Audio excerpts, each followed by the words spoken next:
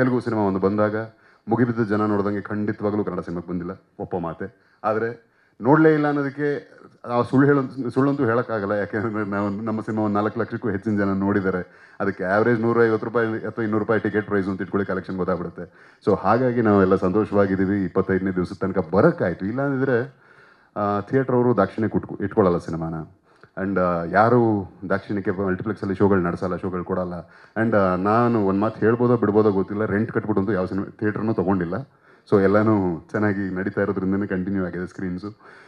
ಇಲ್ಲಿ ಬಂದು ಸಿನಿಮಾ ನೋಡಿ ಯಾವುದೇ ಎಕ್ಸ್ಪೋಜರು ಅಥವಾ ಪ್ರಮೋಷನಲ್ ಕಂಟೆಂಟು ರೀಚ್ ಆಗದೆ ಇರೋ ವಾತಾವರಣದಲ್ಲೂ ಸಿನಿಮಾ ಅಂದರೆ ಯಾರೋ ಒಬ್ಬರು ಹೋಗಿ ನೋಡಿ ಕೇಳಿ ಅವ್ರ ಮಾತನ್ನು ಕೇಳಿ ಮತ್ತೆ ಥಿಯೇಟ್ರಿಗೆ ಬಂದು ನೋಡಿದಂಥ ಜನಕ್ಕೆ ಥ್ಯಾಂಕ್ಸ್ ಹೇಳೋ ಉದ್ದೇಶ.